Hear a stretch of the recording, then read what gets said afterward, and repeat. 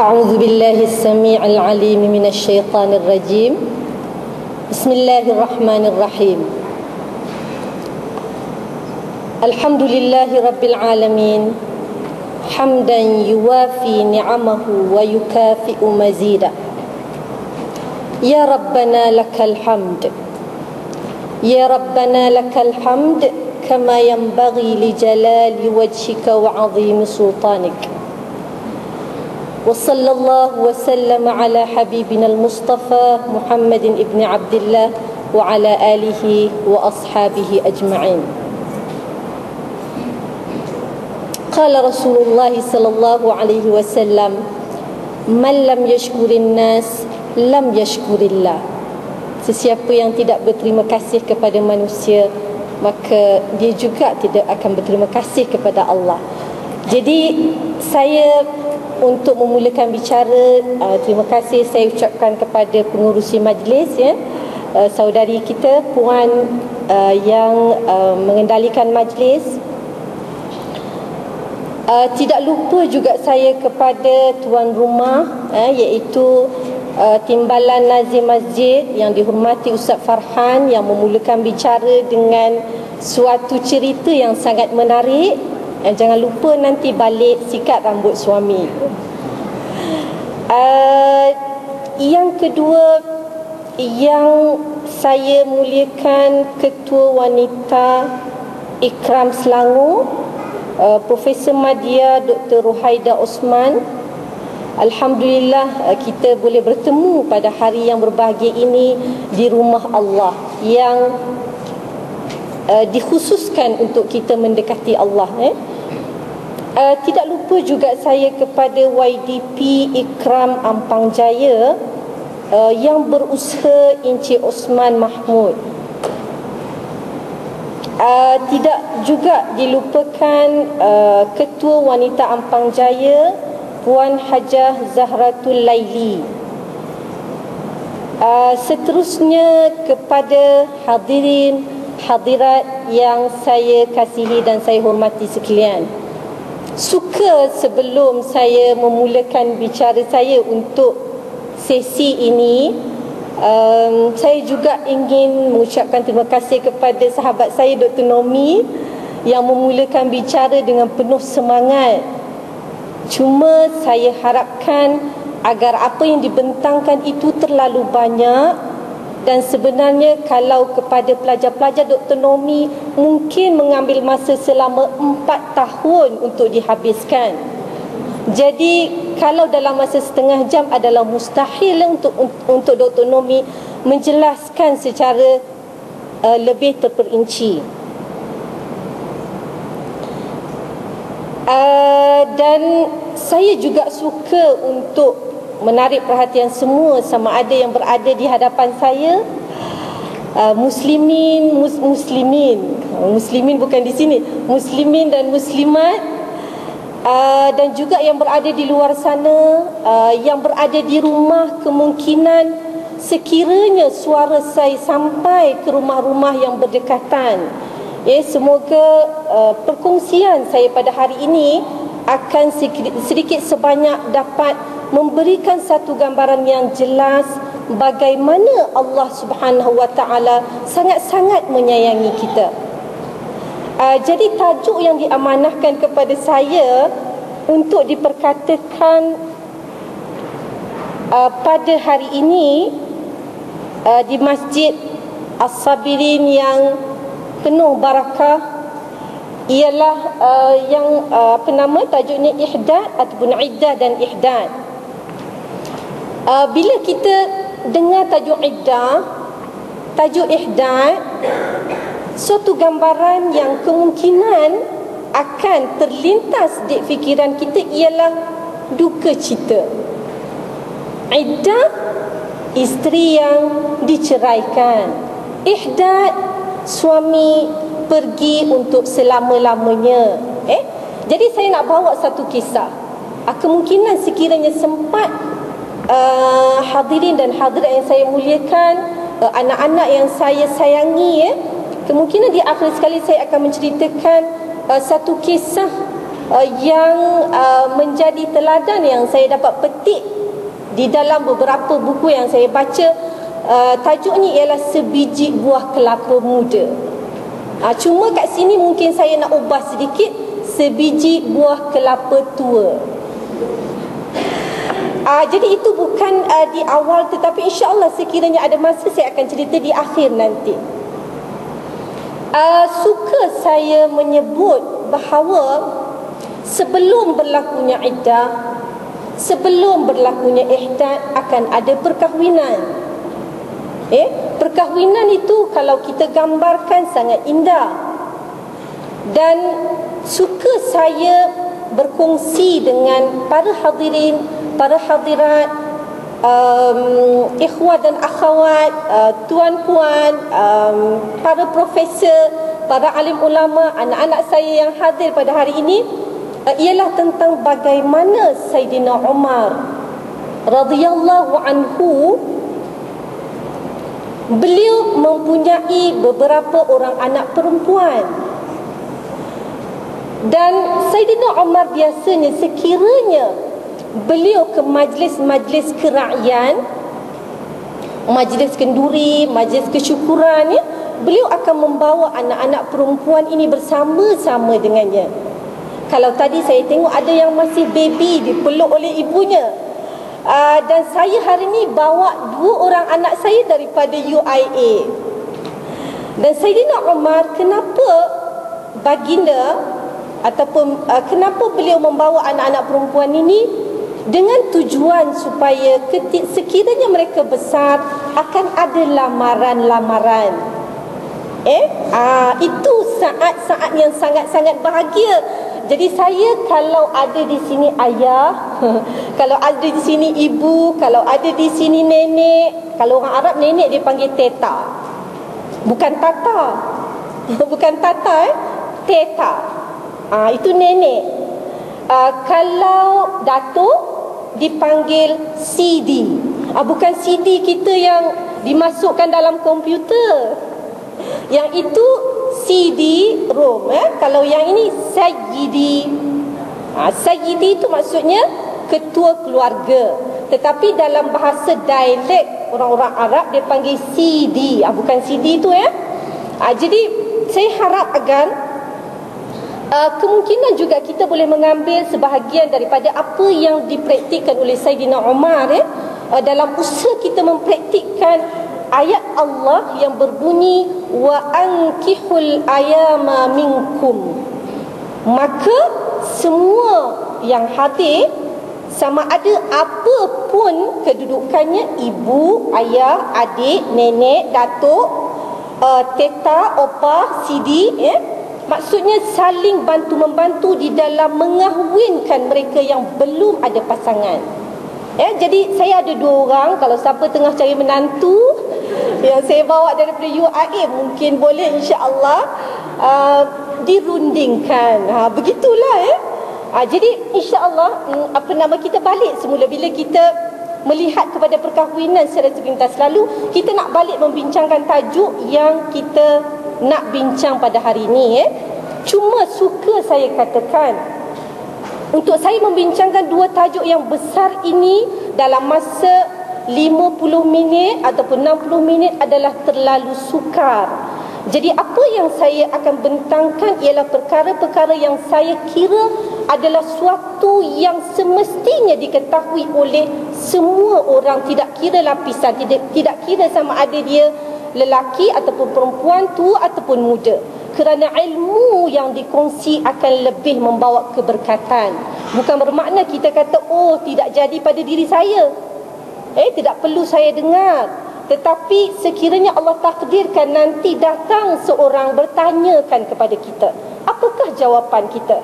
Kenapa kita tidak mendengar Dr. Sofia pada tanggal sekian-sekian memberitahu kita? Jadi sekiranya kita mendengar, alangkah baiknya, kerana kita akan mendapat pahala sekiranya ilmu itu dikongsi dengan seramai mungkin mereka yang memerlukan. Jadi apa yang saya ingin perkatakan dalam masa 1 jam, Dan saya suka sekiranya berlaku kesalahan, mereka yang ada di dalam dewan ini mempunyai ilmu yang lebih dan menyedari kesalahan-kesalahan saya, maka saya harapkan agar diri yang daif ini dibetulkan. Dan sekiranya apa yang saya akan lontarkan ini adalah sesuatu yang bermanfaat, maka insya-Allah kita akan kongsi bersama untuk menuju keredaan ilahi. Okey, ini perkara-perkara yang saya akan bincangkan insya-Allah dalam masa yang berbaki. Pertama sekali, definisi iddah dan ihdan. Apa iddah, apa ihdan? Kalau dalam brosur tadi nampak ada banyak sangat tanda soal. Ihdan, iddah, itu soalan. Yang kedua, dalil disyariatkan kedua-duanya. Yang ketiga, hikmat disyariatkan. Kenapa? Adakah untuk menghukum wanita? Sebab lelaki tak payah beriddah. Lelaki juga tidak payah berihdan.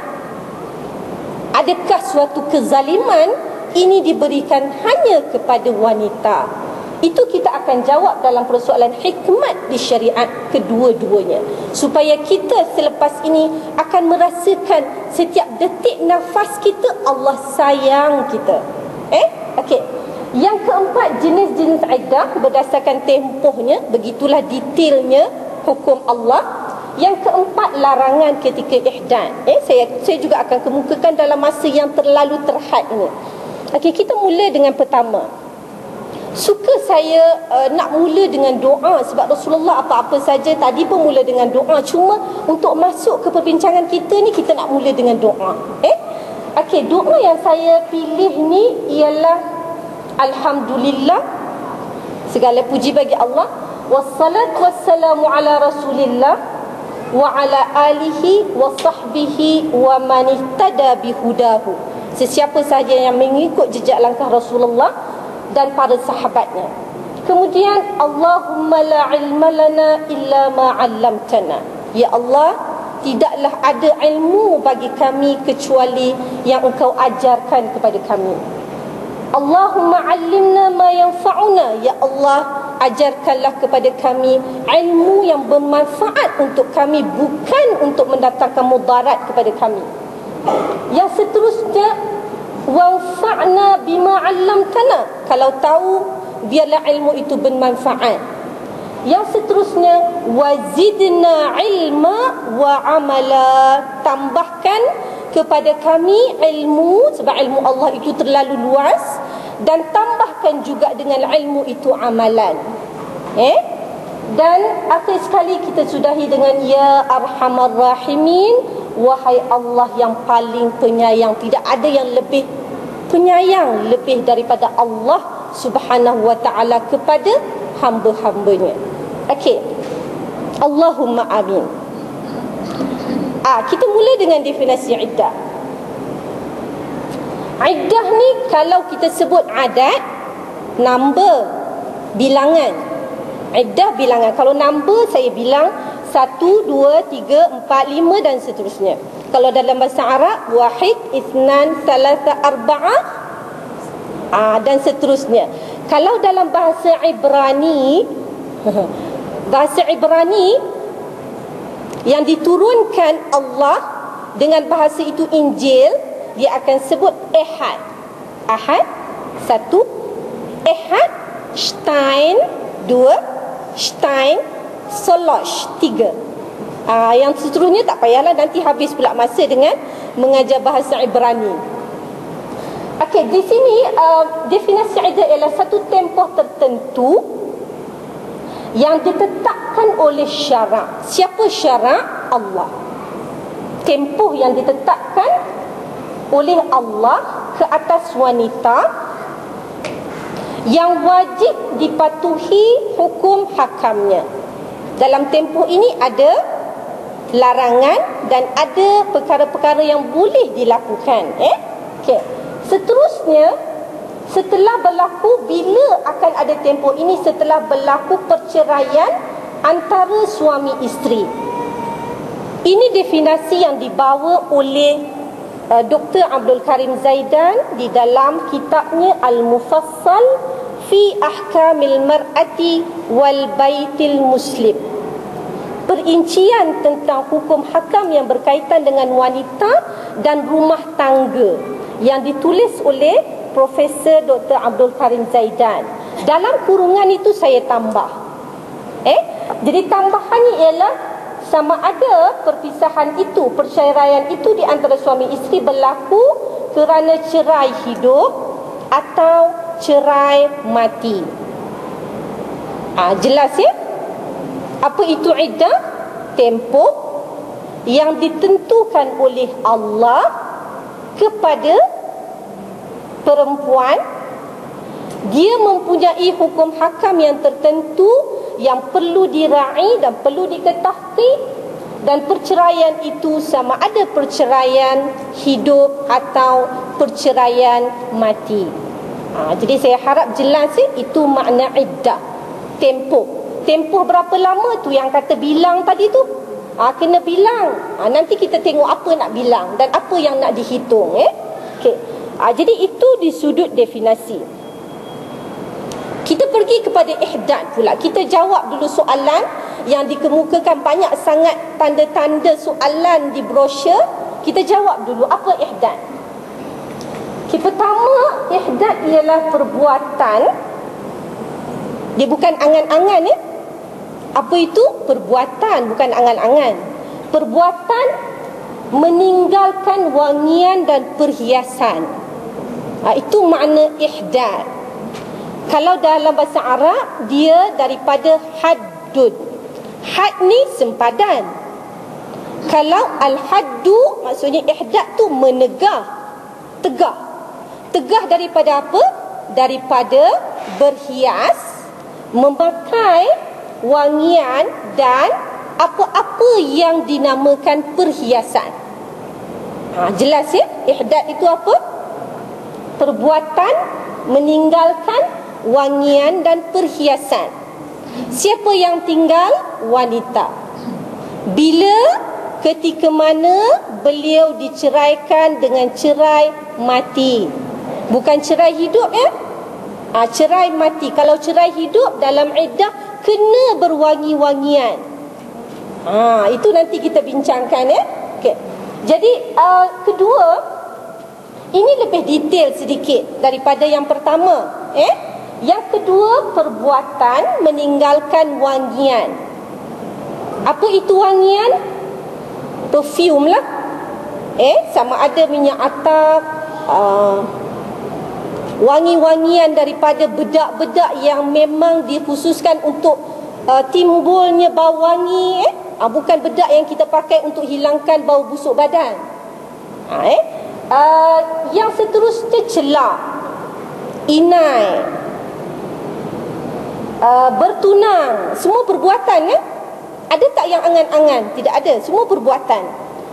Okey, memakai pakaian yang dihias dengan labuci, pakaian yang berwarna-warni, bergemerlapan dan sebagainya, itu termasuk dalam memakai pakaian yang dihias. Dan yang seumpama dengannya kerana iddah kematian suami selama 4 bulan 10 hari. Kerana iddah kematian suami selama mana? Nak tinggalkan perbuatan-perbuatan ini 4 bulan 10 hari. Adil tak? Nanti kita jawab. Adakah adil ataupun tidak? Allah Subhanahu wa ta'ala yang kita baca dalam doa tadi, Ya Arhamar Rahimin, tidak ada orang yang paling penyayang kecuali Allah Subhanahu wa ta'ala. Okay. Jadi ataupun dalam bahasa biasa kita sebut tempoh berpantang. Bukan pantang orang bersalin ya. Bukan pantang orang bersalin. Jadi pantang tu bagi wanita ada dua. Lelaki ada pantang ke? Tak ada. Mungkin saya tak tahu lelaki ada pantang, sebab tu kena tanya kaum bapa. Ada pantang tak? Tak ada pantang. Jadi kalau perempuan ada pantang tak? Ada pantang bila? Selepas melahirkan. Pantang tu ada tak dalam Quran yang selepas melahirkan? Tak ada. Tetapi itu digalakkan kerana untuk menjaga kecantikan, menjaga kesihatan ya. Ini berpantang yang ada dalam Quran. Ini pantang yang kedua. Jadi kita wanita ada pantang 1, ada pantang 2. Ada lagi pantang 3? Tidak ada pantang 3 setakat yang saya tahu. Kalau ada lagi tolong bagi tahu saya. Okey, jadi kita juga namakan tempoh berpantang. Pantang apa? Pantang makan ubi kayu kah? Pantang makan pisang kah? Pantang makan apa biasanya orang melahirkan? Pantang makan apa? Macam-macam yang dipantang berdasarkan ilmu yang ada pada masing-masing. Tapi berpantang ni bukan pantang makan pantang yang spesifik yang saya sebutkan tadi. Okey, ini di sudut ta'arif kepada ihdak. Lepas ni saya tak mau lagi ada tanda soal banyak. Kalau brosur yang seterusnya tak mau lagi ada tanda soal jadi soalan tu telah terungkai, digantikan dengan ilmu. Okey. Jadi saya nak bawa dalil daripada Al-Quran yang mewajibkan iddah. Sebab syariat ini bukan daripada manusia, bukan juga daripada Rasulullah sallallahu alaihi wasallam. Tugas Rasulullah sallallahu alaihi wasallam yang juga tugas kita, kerana baginda sudah tidak ada, menyampaikan apa yang Allah telah syariatkan. Okay, jadi saya di sini adalah tugas untuk menyampaikan kalam Al-Quran yang diturunkan oleh Allah melalui malaikat Jibril alaihi salam. Okey, kita baca sedikit ayat Allah ini. Kalau kita tengok ayat Allah berbeza dengan ayat manusia. Ayat Allah berbeza dengan ayat manusia. Semua setuju ke? Setujulah, tidak ada sebarang khilaf. Kenapa berbeza? Kalau kita bandingkan antara dua, kita bandingkan antara dua, yang atas dengan yang bawah. Yang atas tu kalam Allah. Siapa Allah? Yang bersifat dengan Ya Arhamar Rahimin, yang bersifat dengan Ghafurur Rahim, yang bersifat dengan At-Tawwab, yang banyak menerima taubat. Jadi kalau kita tengok Allah Subhanahu Wa Taala di dalam ayat ini sebagai dalil kepada hukum wajibnya iddah, Allah menyebut wal mutallaqatu yatarabbasna bi anfusihinna thalathata quru. Apa maknanya? Dan isteri-isteri, bukan suami-suami isteri-isteri. Tapi kenapa suami-suami hadir? Kerana tanggungjawab suami untuk mengajar isteri. Dan isteri-isteri itu hendaklah menunggu dengan menahan diri mereka daripada berkahwin. Tak boleh kahwin. Jadi kena tahan diri. Kalau nak kahwin pun tak boleh. Perkahwinan itu tidak sah. Siapa yang cakap tidak sah? Allah. Kenapa kena taat? Kerana Allah yang maha mengetahui kedudukan manusia secara biologinya, fizikalnya, secara akal mentalnya, dan juga secara ruhnya. Jadi siapa yang boleh tahu ruh saya? Tidak ada. Yang boleh tahu ruh saya, Allah. Jadi kita kena patuh kerana dialah yang terbaik mengatur kehidupan kita. Okey, jadi di sini disebutkan dan isteri-isteri itu hendaklah menunggu dengan menahan diri mereka daripada berkahwin selama 3 kali suci dari haid. Okey, saya nak tanya, apa beza antara ayat yang saya bacakan tadi dengan terjemahan? Ayat tadi kalam Allah. Kita tengok dapat pahala. Kita baca dapat pahala. Kita faham dapat pahala. Kita buat lagi dapat pahala. Kalau terjemahan kita tengok tak dapat pahala. Kita baca dapat pahala tapi tidak secara spesifik. Wow, wal mutallaqat, wow, 10 ganjaran. Dan Allah mengatakan dia berhak dan berkuasa untuk menggandakan ganjaran itu sebanyak yang dia mahu. Tapi minimumnya 10. Man qara'al Quran falahu hasanah. Siapa baca Quran dia dapat pahala. Wal hasanatu bi'ashri amsalha. Dan hasanah itu 1 darab 10.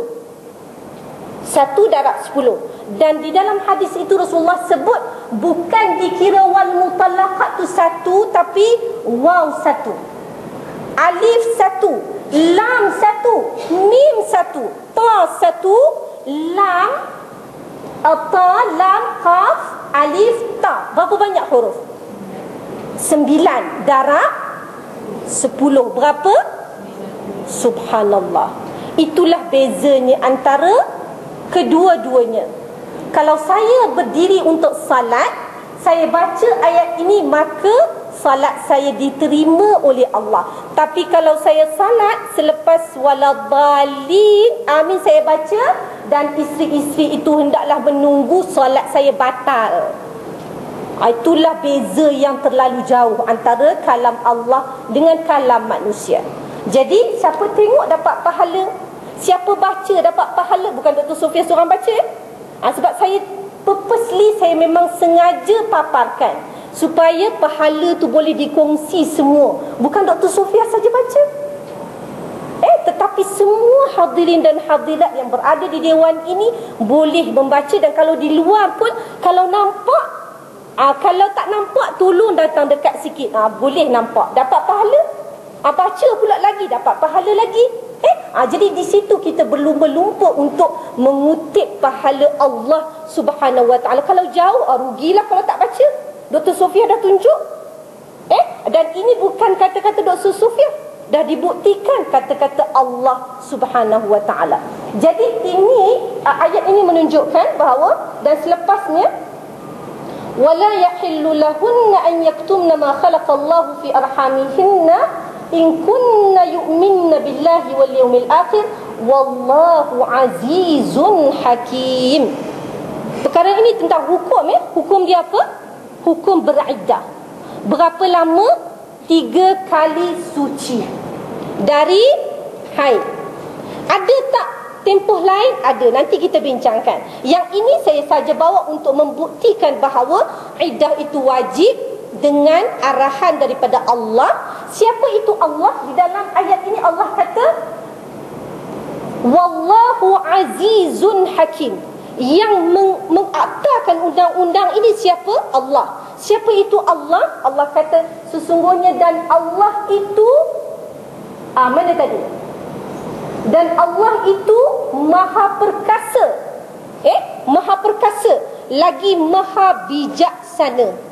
Jadi ini kita kata Allah bila nak mengaktakan sesuatu undang-undang, dia tidak mengaktakan jauh daripada kehidupan manusia. Jadi Allah telah mengiklankan bahawa yang mengaktakan undang-undang ini ialah Allah yang bersifat dengan aziz dan hakim. Apa itu aziz? Yang perkasa. Hakim, yang bijaksana. Adakah kita nak question lagi? Adakah kita nak persoalkan lagi hukum Allah ini? Kerana hukum ini ditunjangi oleh sifat, 2 sifat yang maha besar, iaitu sifat perkasa dan sifat bijaksana.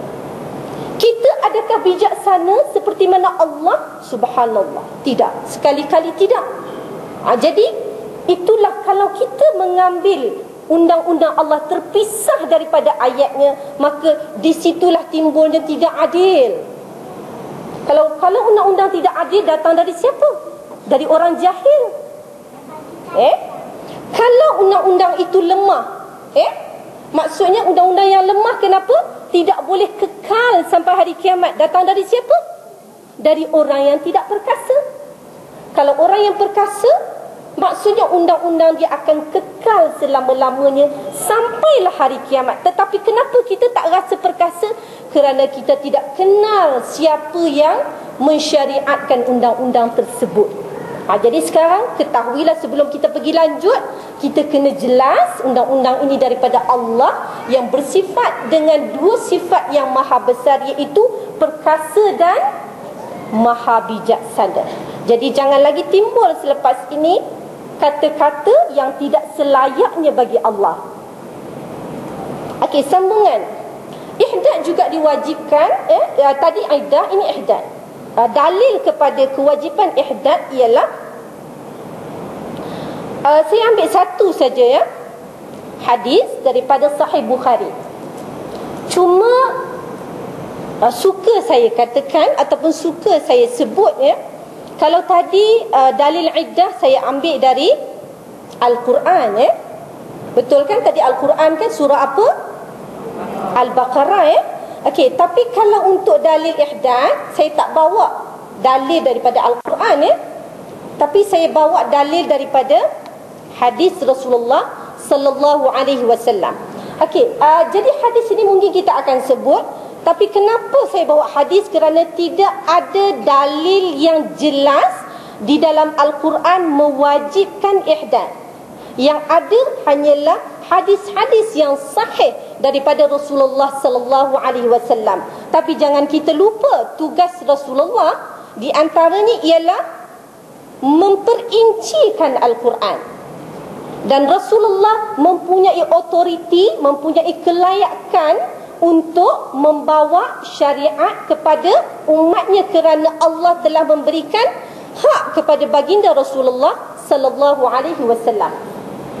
Okay, jadi di sini saya akan paparkan saja, tapi saya tak baca kerana kalau saya tengok jam saya ni, saya ada lagi 25 minit. 25 minit sempat ke? Itulah ya. Maksudnya saya harap sekiranya saya pergi laju sedikit selepas ini, saya harap sangat banyak-banyak mohon sangat banyak-banyak kemaafan kerana masa 1 jam untuk membicarakan 2 tajuk iddah dan satu lagi tajuk ihdad, dan dua-dua tajuk ini sangat-sangat menyentuh emosi. Tidak boleh dicepatkan kerana takut-takut mesej tidak sampai. Jadi tugas saya pada hari ini, saya tak boleh nak perincikan segala-galanya, tapi saya nak bagi tahu betapa Allah itu Maha Penyayang dan Maha Pemurah. Macam Dr. Nomi sebut tadi, dia tidak tinggalkan apa-apa yang diperlukan oleh manusia kecuali diperincikan. Terutamanya hal-hal yang berkaitan dengan perbuatan manusia. Kalau kita kata perincian di antaranya ialah akidah, dia tidak biarkan kita tercari-cari siapakah Allah. Dia juga tidak biarkan kita tercari-cari kita hidup di dunia ni kita sahajakah? Okey, siapa lagi yang hadir di sini selain daripada yang kita nampak? Malaikat. Mana malaikat? Tak nampak. Macam mana boleh kata wujud malaikat? Sebab Allah beritahu melalui Al-Quran dan melalui sunnah Rasulullah sallallahu alaihi wasallam. Jadi kalau kita tengok lopong banyak, jadi kita kena gembelinglah ramai-ramai. Maksudnya ajak semua datang. Kalau tak datang pun duduk di luar boleh dengar, alhamdulillah juga. Okey, jadi ini kita dapat daripada hadis yang sahih yang diberitahu oleh Allah melalui kata-kata Rasulullah, dan juga daripada Al-Quran mengatakan. Saya suka sebut sebab kalau kita sebut kita rasa suatu ikatan yang sangat erat dengan para malaikat. Kita tak mau ikatan dengan syaitan Ada juga kadang-kadang syaitan ni dia masuk ni. Jaga-jaga no. Takut nanti dia letak maskara. Ada maskara tak? Maskara tu tak nampak pula tu. Kalau nampak mungkin senang kan. Nak basuh pula maskara ni. Ambil air sikit Dr. Domi, basuh maskara. Ataupun macam-macam perkara yang dia letak. Dia letak berat sikit batu ke apa ni. Allah, kenapa tak boleh buka? Kemudian hati pun rasa nak balik dan sebagainya. Macam-macam usaha. Jadi kita tak mau berpakat dengan malaikat. Kita tak mau berpakat dengan syaitan. Kita nak mesra dengan para malaikat. Jadi malaikat yang ada ni akan menulis catatan amalan kita. Dan suka saya baca satu ayat di mana Allah menggambarkan Firman-Nya, a'udzubillahi minasyaitonirrajim. Kunna. Apa kunna? Kami. Kunna adalah kami. Siapa yang selalu guna adalah kami? Raja-raja. Raja-raja adalah kami dengan ini. Mengisytiharkan. Maksudnya ada power. Kalau kata dengan ini saya lambat sikit, maksudnya slow sikit. Kemudian dia punya credibility-nya pun agak kurang, sebab dia punya intonasi dia bawah sikit. Jadi kunna adalah kami. Nastansikhu. Apa nastansikhu? Tanya sifat sikit. Okey, kunna nastansikhu. Nastansikhu maksudnya kami buat kopi. Bukan air kopi. Buat salinan. Bukan air kopi. Air kopi tu yang kita mungkin kalau mengantuk boleh cari air kopi. Okey, kunna nastansikhu, kami akan membuat salinan. Salinan apa? Nastansikhu ma kuntum ta'malun. Apa yang kamu lakukan. Sekarang kita berada di sini, akan direkodkan oleh Allah Subhanahu wa ta'ala dan akan diberikan kepada kita pada hari mahsyar. Alimat nafsum ma qaddamat. Dan setiap jiwa akan mengetahui apa yang dia bawa untuk persembahkan kepada Allah. Mana yang dia bawa? Allah kata, kafa binafsikal yawma 'alaika hasiba. Cukup setiap kamu menjadi hakim ke atas diri kamu sendiri. Kenapa? Kerana yauma tashhadu 'alaihim alsinatuhum wa aydihim wa arjuluhum bima kanu yaksibun. Pada hari itu yang menjadi saksi bukan hakim, sebab Dr. Nomi dia hakim syar'i, tak perlu kepada hakim syar'i Dr. Nomi ataupun sesiapa saja yang dalamnya hakim. Yang jadi hakim ialah anggota badan kita. Jadi akan ada 3D, 4D, 5D. Kita ada 3D kalau saya bawa sekarang ni semua pakai spek, nampak yang tu semua keluar. 3D. Jadi Allah kata nastansikhu, kami akan buat salinan kepada kehidupan kamu. Jadi jaga-jaga nak buat apa.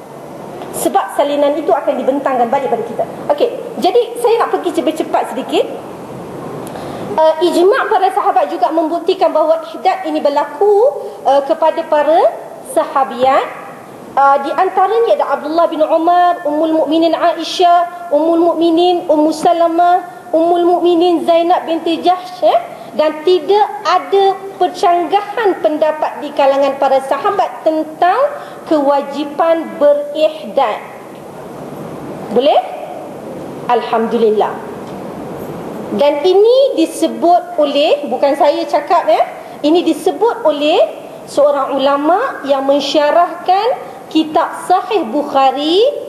Kitab Sahih Bukhari kita pernah dengar apa dalam kitab Sahih Bukhari? Hadis-hadis Rasulullah sallallahu alaihi wasallam yang sahih. Jadi ia disyarahkan oleh seorang ulama yang bernama Ibnu Hajar. Kitab dia nama Fathul Bari.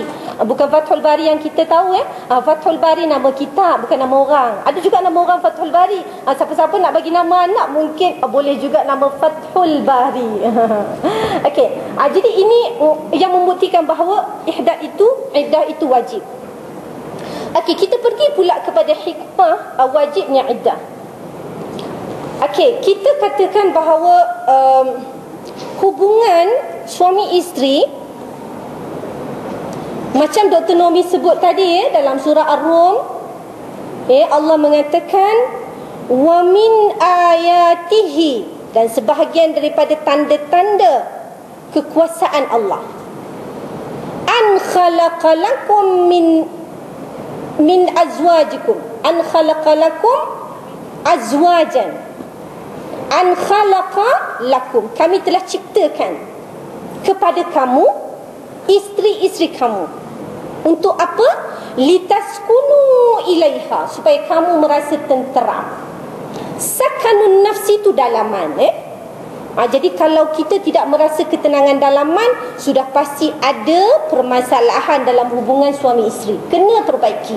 Cari ubat. Ubat untuk penyakit tidak rasa tenteram bila berada bersama suami. Sebab Allah ciptakan suami isteri untuk saling rasa tenteram mententerami. Betul kata tata bahasa dia? Okey, maka saling tenteram. Kalau tak rasa tenteram, Dr. Sofia tak boleh nak bagi tips lah, sebab masa terlalu sedikit. Ada tips-tips yang Allah bagi dalam Quran. Litaskunu ilaiha wa ja'ala bainakum mawaddatan wa rahmah. Dan Allah akan bagi dua, campakkan ke dalam diri suami isteri itu rasa kasih sayang. Itu yang Ustaz Farhan tadi sebut. Sikat rambut, gosok gigi ada tak? Ada gosok gigi? Ada siapa pernah gosok gigi suami? Ataupun suami ada pernah gosok gigi isteri tak? Tak pernah, no? Oh, jawab, Masya Allah. Okey, ada tak Rasulullah buat yang salah seorang menggosok gigi seorang yang lain? Ada? Ada, tapi kita tak buat, no? Aisyah melakukan. Dia gosok gigi Rasulullah. Selain daripada gosok gigi, apa Ustaz Farhan tadi sebut? Sikat rambut je. Mungkin dia tak sempat. Nanti kena tanya lagi. Apa tips-tips untuk memanjangkan mawaddatan wa rahmah? Sifat kasih sayang dan sifat belas kasihan. Antara yang dilakukan juga oleh Sayyidatina Aisyah ialah shampoo rambut Rasulullah. Shampoo dulu baru sikat kan? Tadi Ustaz Farhan dia sebut sikat, dia tak sebut shampoo. Mungkin tak sempat nanti kena tanya. Selain daripada shampoo, apa lagi yang dilakukan? Jadi itu perkara-perkara yang sangat senang dilakukan, tapi mungkin kita tak buat. Tapi kena buatlah. Okay. Jadi apabila kita katakan bahawa hubungan suami isteri itu berdasarkan hubungan kasih sayang dan saling merasa kasihan belas antara satu sama lain. Kalau isteri letih, suami buat. Kalau isteri letih, suami baca surat khabar. Boleh macam tu? Allah ni tak surat khabar. Kalau suami letih, isteri bagi air. Buat cucuk. Kalau orang Kedah kata buat cucuk. Tahu cucuk? Buat kuih. Buat cucuk apa nama, jemput-jemput kah? Kembung kah, cucuk kembung kah, cucuk kempes kah dan sebagainya. Itu di antara perkara-perkara yang kita kata adanya perkongsian antara suami isteri yang akan memantapkan lagi hubungan kedua-duanya. Jadi kita katakan bahawa apabila berlakunya proses perkahwinan, maka isteri akan melahirkan zuriat suami. Di sini kita katakan hikmat iddah ialah, saya nak shortcut lah, tak boleh cakap pasal perkahwinan tu. Hari ni nak cakap pasal iddah. Okey, jadi memastikan pengerusi saya ada 15 minit lagi. Memastikan rahim perempuan itu kosong dari sebarang kandungan suaminya. Kalau dia nak kahwin lain, ada tak ayah-ayah, suami-suami yang reda benihnya bercampur dengan orang lain? Tak ada. Kalau bercampur, akan jadi perkara-perkara yang mendatangkan masalah kemudian hari. Jadi Allah Subhanahu Wa Taala, kerana kehidupan Islam yang kita hidup ini berdasarkan kebersihan, bersih luaran, bersih akal. Tadi saya dah bersihkan akal. Jangan lagi nanti timbul masalah kata ini hukuman untuk wanita ni, iddah dan ihdad ni. Itu ada racun dalam fikiran. Saya buang dah tadi kan. Jangan ada lagi lepas ni, no? Kalau ada kena jumpa saya dekat UIA. Okey. Jadi Islam itu terbina atas asas kebersihan, kebersihan luaran, kebersihan akal, kebersihan ruh dan kebersihan nafsu. Kebersihan nafsu. Nafsu itu mesti ada. Kalau tak ada nafsu, jadi apa? Malaikat. Ada orang malaikat dalam ni. Ada tapi tak nampak. Kalau manusia yang nampak ni tak jadi malaikat pasal dia ada nafsu. Jadi manusia ini kita kata tidak boleh ada. Jadi untuk kita kata memastikan rahim perempuan itu kosong daripada kandungan, maka Allah telah mensyariatkan iddah. Yang kedua, ia juga dapat memberi ruang masa bagi suami untuk rujuk semula kepada bekas isterinya. Ada tempoh. Bukan sebaik saja dia mentalakkan isterinya, maka bye-bye forever. Maksudnya bye-bye selama-lamanya. Tidak. Maksudnya Islam, asas terbinanya rumah tangga ialah untuk kekal. Ada tak orang yang nak kahwin untuk bercerai? Hatta kalau masa kahwin ni, saya kahwin awak, saya terima nikahnya, mungkin saya tak berapa pandai lah sebab bukan saya yang akad nikah tu. Bukan kita yang terima nikah, tapi pihak lelaki tu. Macam mana dia terima? Saya terima nikahnya. Kena tanya dia orang. Ustazah pun tak berapa nak hafal dia punya penerimaan dia tu. Kalau dia terima, dia kata dalam tempoh sebulan saja, sah ke tak sah akad tu? Tak sah. Tidak boleh ada tempoh masa, kerana asas perkahwinan adalah untuk berterusan. Sebab itu ada tempoh supaya adanya pengislahan, adanya pembaik pulihan. Betul ke tak tahu pembaik pulihan? Kalau ada rasa macam hati ni, Allah geramnya. Jadi ada tempoh. Kalau ada haid 3 bulan, jadi tempoh itu untuk memperbaiki semula. Yang ketiga, jika tiada iddah akan timbul keraguan kepada pihak lelaki yang akan berkahwin dengan perempuan yang bercerai atau kematian suami, anak siapakah yang dikandung itu. Akan timbul di kemudian hari penafian. Jadi itu kita tak nak sentuh. Tapi ini di antara perkara-perkara yang disebut oleh Allah. Ihdad pula suatu penghormatan, bukan hukuman. Suatu penghormatan kepada isteri khusus diberikan Allah kepada mereka untuk melahirkan kesedihan. Sebab manusia ni ada nafsu kan? Nafsu rasa macam mana? Sedih. Okey, boleh tak kita melahirkan rasa kesedihan? Boleh. Macam mana cara kita lahir kesedihan? Banyak. Menangis, pasal apa Dr. Sofia sedih ni? Awak sedih? Banyak sebab. Okey. Jadi kita melahirkan rasa kesedihan. Jadi melalui ihdad dan perkara-perkara yang telah diterangkan ataupun yang kita akan terangkan ini, maksudnya akan memberikan ruang kepada isteri kerana tempoh, katalah tempoh perkahwinan 50 tahun. Tempoh perkahwinan 20 tahun, tempoh perkahwinan 60 tahun. Bagaimana seorang isteri boleh melupakan suami dalam sekelip mata? Sudah tentu Allah yang Maha mengetahui akan mensyariatkan sesuatu yang boleh memberi ruang untuk isteri melahirkan rasa kesedihan itu. Okey, dan begitu juga kita kata selain daripada melahirkan kesedihan ke atas pemergian suami yang tersayang. Kalau tak sayang pun maksudnya ada masalah lah. Kalau tak sayang suami, saya kata tadi kan, kena cari jalan penyelesaian. Okey.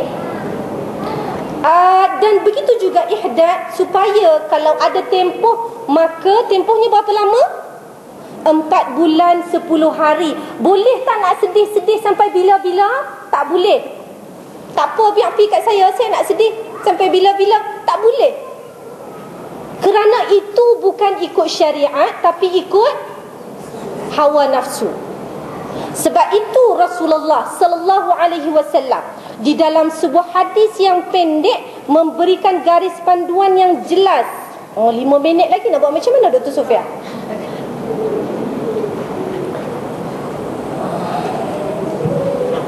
Okey, apa tadi? Habis dah idea semua, hilang bila tengok 5 minit. Okey. Jadi kita katakan bahawa bila kita nak buat sesuatu ikut hawa nafsu, boleh tak? Tak boleh. Rasulullah kata di dalam sebuah hadis yang sahih, bersabda dalam sebuah hadis yang sahih, di mana Rasulullah bersabda, la yu'minu ahadukum, tidak sempurna iman seseorang kamu. Tidak sempurna itu maksudnya ada kecacatan lah. Hatta sehingga yakuna hawahu, nafsu dia, tabaan ikut lima jitu bihi, apa yang aku bawa. Jadi nafsu ni kena ada apa? Kena ada pelihara, kena pelihara dia, jangan biar lebih. Sebab tu saya katakan bila ikut bab ihdad ni, saya kata saya nak bersedih sampai setahun. Tak mau hilang sedih-sedih. Tak boleh. Pasal Allah dah bagi dah waktu yang tertentu. Kalau langgar, maka dia tak ikut apa yang Rasulullah sallallahu alaihi wasallam bawa. 4 bulan 10 hari saja cukup. Nak korang boleh tak? Tak boleh juga. Dia kata saya habis dah sedih. Dah tak ada apa lagi dah nak sedih ni. Buat apa lagi nak tunggu-tunggu no? Katalah lepas 10 hari habis dah hilang sedih ni. Apa siapa habis hilang sedih tak tahu, banyaklah no. Jadi dia kata, saya nak pakai baju hak cantik-cantik. Pasal apa? Hilang dah sedih. Saya nak pakai inai. Saya nak pakai celuk. Saya nak pakai minyak wangi. Apa minyak wangi macam-macam brand sekarang no? Ada kasturi putih, ada kasturi susu, ada kasturi kopi O, ada kasturi macam-macam kasturi Jadi maksudnya sama ada kita nak kurang ke nak lebih, tak boleh. Sebab Allah Subhanahu Wa Taala telah mensyariatkan. Kenapa banyak tu? Saya tak boleh jawab. Sebab bukan kapasiti saya untuk menjawab 4 bulan 10 hari tu. Pasal apa tak boleh lebih? Pasal apa tak boleh kurang? Ada tak orang boleh jawab kalau saya tanya, pasal apa semayang zuhur kejap lagi 4 rakaat? Boleh jawab tak? Awak tak boleh ke saya buat 1 rakaat saja? Pasal hari ni agak rajin sikit, jadi shortcut jadi 1 rakaat. Tak boleh. Jadi begitulah kalau nak tanya saya pasal apa 4 bulan 10 hari, saya tak boleh jawab. Yang boleh jawab Allah. Tapi Allah jawab tak? Dia jawab dalam bentuk yang tidak secara direct. Di antara apa yang dibaca oleh adik Muhammad Al-Hafiz kita tadi, saya ada 5 minit dah buat macam mana no? Susah no kalau macam ni. Okey, saya nak sebut je yang tu, pasal yang lain tu tak boleh sebut dah, pasal masa tak ada. Ada lagi 4 minit. Jadi saya nak sebut yang tu je, pasal kita kata itu sedikit sebanyak akan dapat menjawab beberapa persoalan kita. Saya suka untuk balik semula kepada Al-Quran, tunjuk, sebab di situ ada ubat. Ubat kepada penyakit pemikiran kita yang kita duduk rasa tak puas hati ni. Penyakit nafsu kita yang memang suka nak melanggar hukum Allah. Banyak penyakit ruh yang sikit-sikit mula nipis je, bukan makin tebal, makin nipis. Bila makin nipis jadi masalah. Okey. Jadi antara ayat yang dibacakan oleh adik Muhammad tadi, surah At-Talaq. Surah At-Talaq. Okey, surah At-Talaq yang dibacakan oleh adik Muhammad tadi, yang saya nak buka kejap lagi. Okey. Yang dia ulang banyak kali tadi. Apa maksudnya? Kenapa dia ulang? Sampai 2-3 kali ulang. Okey. Ayat yang berbunyi, ni penutup saya lah, pasal dah tak ada masa. Sekejap lagi pengusi kata dia bawa kertas satu lagi, habis ayat semua saya lupa. Okey. Ayat ini dalam surah At-Talaq ayat 5. Jangan lupa nak, ayat berapa? 5. Nanti keluar daripada masjid, balik rumah pun kena ingat ayat ni. Ayat berapa? 5 surah. InsyaAllah yang itulah yang kita nak bekal balik ni. Jawapan Allah Subhanahu Wa Taala yang mengatakan, saya nak jawab yang nombor 3, yang kedua terakhir itu salah satu bentuk ta'abud dengan mendidik sifat taqwa, tawakal dan sabar. Tu saya nak jawab dengan ayat Allah. Boleh? Ayat tu surah At-Talaq ayat 5. Firman Allah Subhanahu Wa Taala yang berbunyi, A'udzu billahi minasyaitanir rajim. Selepas dia beritahu tentang iddah, berapa tempoh, saya pun tak sempat nak nak perincikan jenis-jenis iddah dan sebagainya. Pasal bagi pihak pengajar bagi 1 jam saja. Jadi serba salah nak minta 2 jam. Nanti kalau nak bagi kat Datuk Sofia mungkin tak boleh bagilah setengah jam. Okey. Jadi ayat 5 ini berbunyi, A'udzu billahi minasyaitanir rajim. Dzalika amrullah. Dzalika amrullah.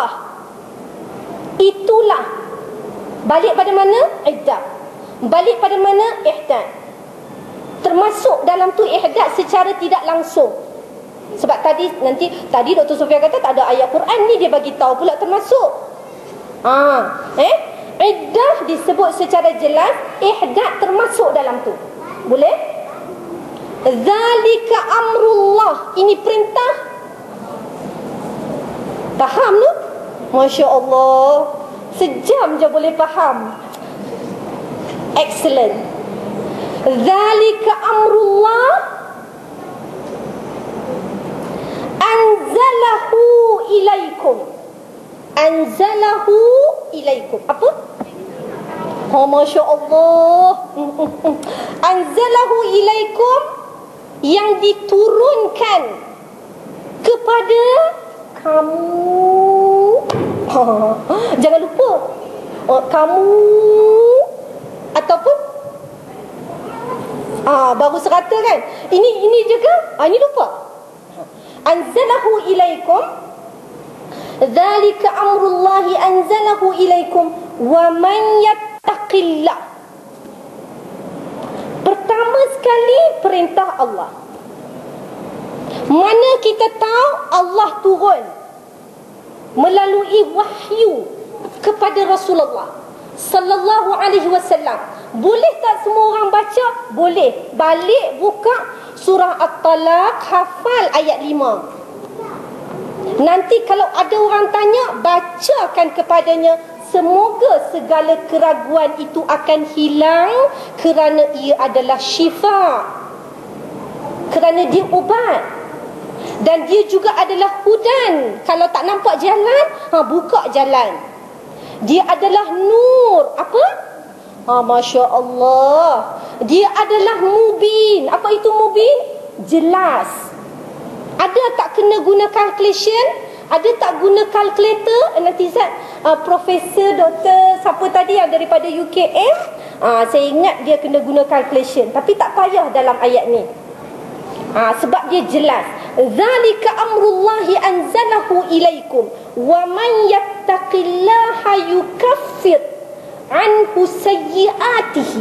Pertama sekali perintah Allah. Kedua, Allah turun. Ketiga, sesiapa yang patuh. Apa itu takwa? Takwa ni, takut ni keluar daripada landasan yang Allah nak. Macam Sayyidina Umar diberitahu oleh seorang sahabat bila dia tanya, macam mana takwa tu? Dia kata, kamu macam jalan atas duri. Nak buat macam mana jalan atas duri? Tak boleh jalan dengan pejam mata. Kena jalan, mata buka, telinga buka, hidung buka, semua kena buka. Hidung buka, hidung tak kena tutup no? Mata boleh tutup, boleh buka. Telinga tutup, sebenarnya tak tutup waktu tidur. Boleh diajar semasa tidur, telah dibuktikan. Kalau hidung boleh tutup mati, inna lillahi wa inna ilaihi raji'un. Idzan dzalika amrullahi anzalahu ilaikum wa man yattaqillaha yukaffir anhu sayyiatihi. Maka sesiapa yang bertakwa, mengikut, mematuhi, tidak pernah mendustakan, maka akan gugurlah segala dosanya. Subhanallah. Gugur dosa. Sebab itu tak boleh tanya, awak 4 bulan 10 hari, awak tak 3 bulan, awak tak 2 bulan, awak tak 2 hari. Pasal yang tak 2 hari, kerana satu kurniaan Allah. Allah kata selagi mana wanita tadi patuh kepada perintah Allah, maka selagi itulah dia dikira sedang beribadat kepada Allah. Subhanallah. Bila ayat ibadat khusus disebut, pi makan, habis dah masa tu. Tu tak boleh tengok pengurusi. Kalau tengok pengurusi habis lagi nak cakap apa tak ingat. Okey, saya nak sambung ayat tadi no, ayat berapa? 5, ingat ke 3? Tolak 2 ke? Ayat 5. Okey. Wa may yattaqillaha yukaffir anhu sayyi'atihi. Faham kan? Apa yukaffir anhu sayyi'atihi? Akan gugurlah dosa. Wa yu'zim lahu ajra. Gugur dosa diganti dengan pahala yang besar. Azim. Azim. Pernah dengar perkataan azim kan? Pernah dengar perkataan kabir? Apa kabir? Besar juga. Azim besar juga. Apa beza besar-besar? Semua besar. Apa beza azim, kabir? Wa yu'zim tu adalah azim. Yu'zim lahu. Itulah kita kata, kalau kita faham ayat-ayat Allah, Allah mengambil kira semua apa yang ada pada kita. Dia ambil kira emosi kita, dia ambil kira fikiran kita, dia ambil kira roh kita, dan dia ambil kira fizikal kita. Fizikal kena bersih, hati kena bersih, nafsu kena ikut syariat, roh kena tebal dengan keimanan. Jadi ada berapa yang dijanjikan Allah? Zalika amrullah. Ini perintah Allah. Anzalahu ilaikum, yang diturunkan kepada kamu semua. Wa man yattaqillaha yukaffir anhu sayyi'atihi, maka gugur dosa. Wa yu'zim lahu ajra, maka dia akan digandakan pahalanya sebesar-besarnya. Wa yu'zim lahu ajra. Jadi akhir dah pengurusi. InsyaAllah tak payah bagi kertas satu lagi. Saya nak ulang lagi sekali apa ayatnya. Ayat 5 surah At-Talaq yang berbunyi, Zalika amrullah anzalahu ilaikum wa man yattaqillaha yukaffir anhu sayyi'atihi wa yu'zim lahu ajra. Sadaqallahul azim. Minta sikit lagi pengurusi. Banyak lagi ni. Mana dia tadi? Boleh nak pengurusi? Boleh tak? Boleh nak? Boleh tak semua? Kalau tak boleh tak payah. Boleh, alhamdulillah. Macam mana nak besarkan ni pengurusi? Kita mula tadi dengan doa, kita akhir juga dengan doa. Doa yang akhir saya nak baca pada hari ini sebelum saya menutup bicara. A'udzu billahi minasyaitonir rajim. Bismillahirrahmanirrahim. Allahumma anfa'na bima 'allamtana. Allahumma anfa'na bima 'allamtana. Allahumma anfa'na bima 'allamtana wa 'allimna bima yanfa'una. Wa 'allimna bima yanfa'una wa 'allimna bima yanfa'una wa zidna 'ilma ila 'ilmina wa zidna 'ilman ila 'ilmina. Alhamdulillahi ala kulli hal. Na'udzu bika min hali ahli an-nar. Na'udzu bika min ahli an-nar. Na'udzu bika min ahli an-nar. Rabbana wa sallallahu ala habibina al-Mustafa Muhammadin wa ala alihi wa man wala. Rabbana taqabbal minna innaka antas sami'ul alim. وتب علينا يا مولانا إنك أنت التواب الرحيم. وآخر دعوانا أن الحمد لله رب العالمين. والسلام عليكم ورحمة الله.